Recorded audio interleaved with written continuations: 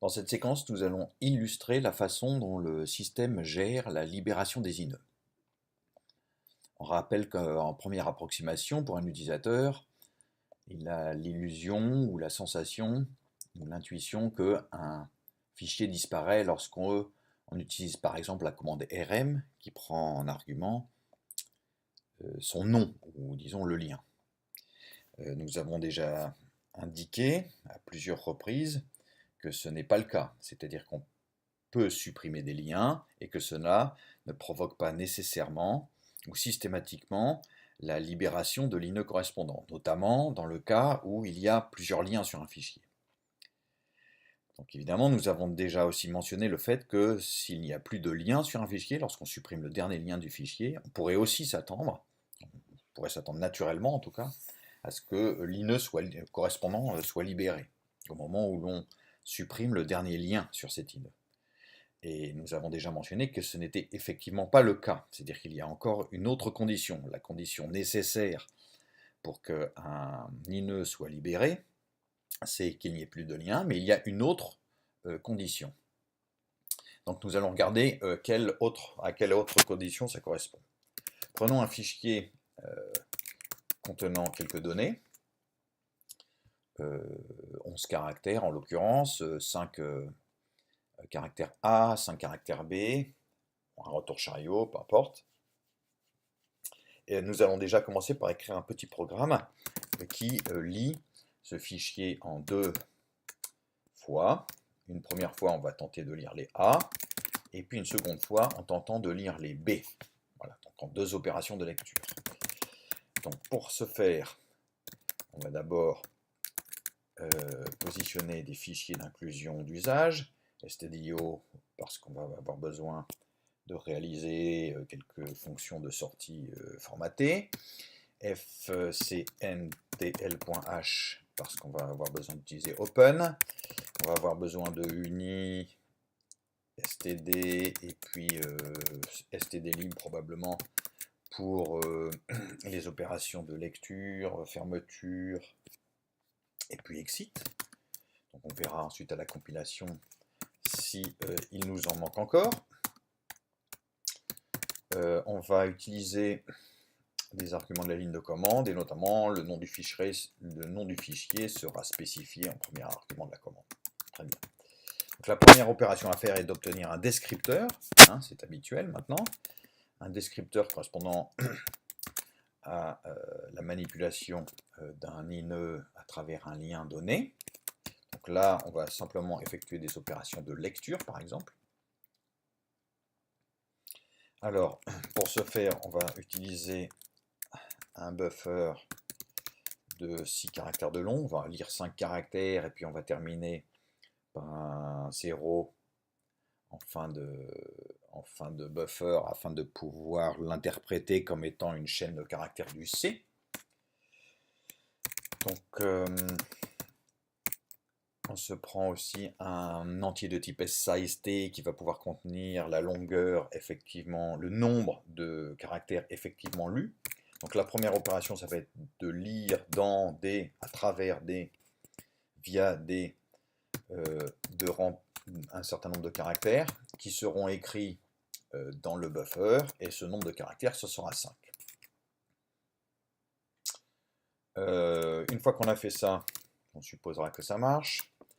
Une fois qu'on a fait ça, eh bien, on va positionner un 0 en fin de lecture à l'intérieur de la mémoire, juste après les données qui ont pu être lues. Hein, ceci afin de constituer encore une fois une chaîne de caractères du C. Donc on va afficher cette chaîne. Voici. Et puis on va effectuer cette opération en deux fois. Donc une seconde fois, on devrait voir apparaître pour la seconde fois, en seconde fois, les 5 caractères qui suivent. Donc le fichier c'est test.data, on effectue la lecture. Donc on a bien lu A puis B. Enfin, les 5 A puis les 5 B.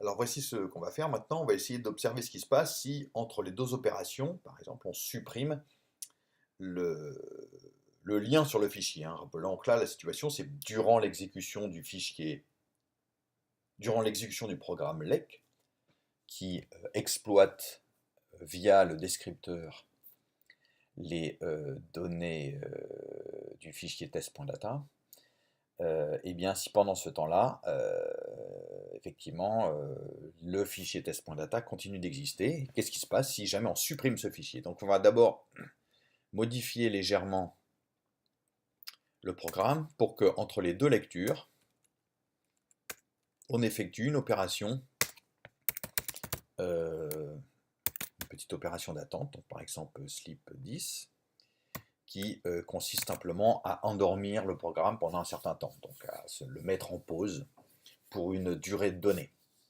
Cette durée étant spécifiée en secondes. Alors sleep fait partie des appels de la bibliothèque du C. Son prototype est disponible dans unistd.h.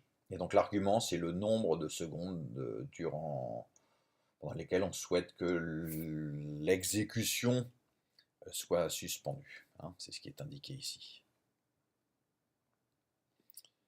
Bien, donc ça nous laissera un petit peu de temps pour faire quelques opérations. Alors,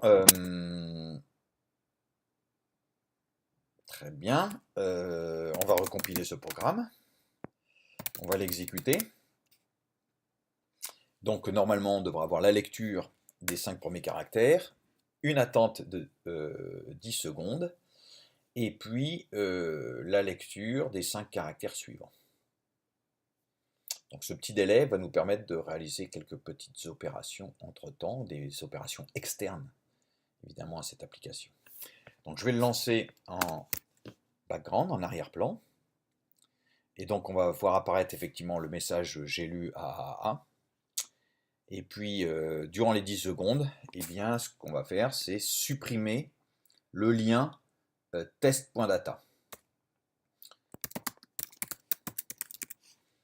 Donc, on pourrait s'attendre à ce que rm test.data ait supprimé le fichier, donc il n'existe plus. C'est en tout cas ce qu'on peut croire en tant qu'utilisateur. Et ce qu'on observe, c'est que bien qu'on ait supprimé le lien, eh bien, le programme continue d'exploiter les données de entre guillemets ce fichier, mais les données de l'INE, hein. Voilà. Et donc, l'explication est que simplement l'autre condition pour laquelle qui conduit à la suppression à la libération des INE, c'est qu'un INE n'est réellement libéré que s'il n'y a plus de lien externe, donc de lien de nom associé à ce fichier. Certes, ça c'est une condition nécessaire. Et l'autre condition nécessaire, les deux étant nécessaires et suffisantes, eh bien, c'est qu'il n'y ait plus non plus de programme qui possède de descripteur vers ce fichier. En fait, pour accéder à un fichier, il y a deux façons, soit de façon externe, soit de façon interne. De façon externe, c'est via des noms, via des liens, et de façon interne, c'est via des descripteurs. Un descripteur, c'est une façon de nommer un fichier à l'intérieur d'une application.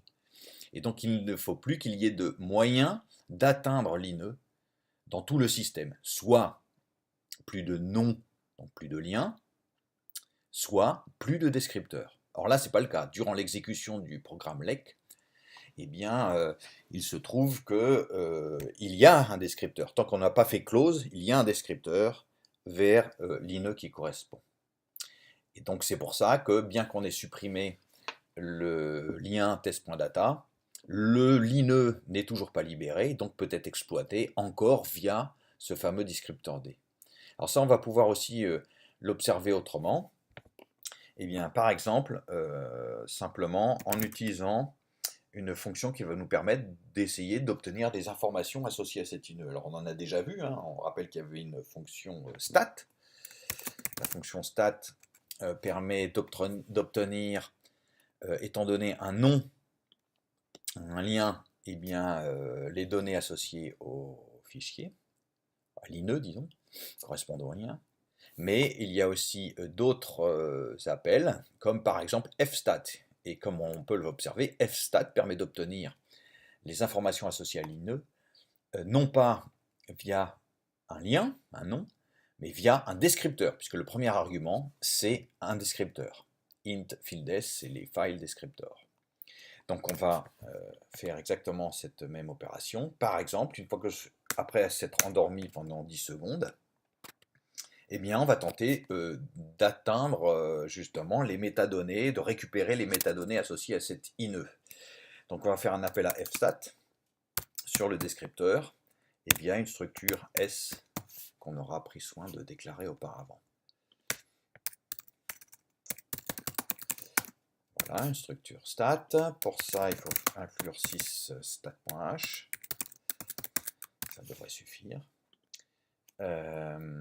Et puis, on va pouvoir, par exemple, récupérer des données associées à stat. Qu'est-ce qu'on pourrait récupérer? La longueur du fichier, par exemple, ou toute autre information. C'est pas très... Ceci simplement afin de prouver que ça a fonctionné. On va convertir s.stSize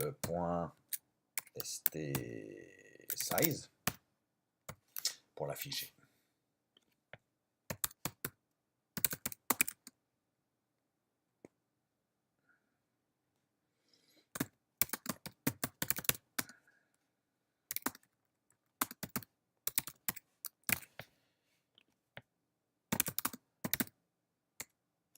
Voici, donc on va réitérer l'expérience. Bien sûr, il faut reconstruire le fichier test. Data, qui n'existait plus. Et donc, eh bien, on va réitérer l'expérience. Donc, en relançant lec test.data en background. Et puis, durant les 10 secondes, effacer ce même INE. Il n'y a plus de test.data, ça n'existe plus. Voici. Et ça ne va pas empêcher le programme d'accéder à cet INE. Donc non seulement via évidemment le descripteur D, mais puisque cet INE est disponible via le descripteur D, eh bien on peut aussi atteindre les métadonnées du fichier. Bien sûr, après l'exécution du fichier du programme lec, l'INE est libéré, puisque à cet instant-là, il n'existe plus de descripteur, il n'existe plus ni lien ni descripteur pour atteindre cet INE, et donc cet INE est recyclé via le garbage collector du système.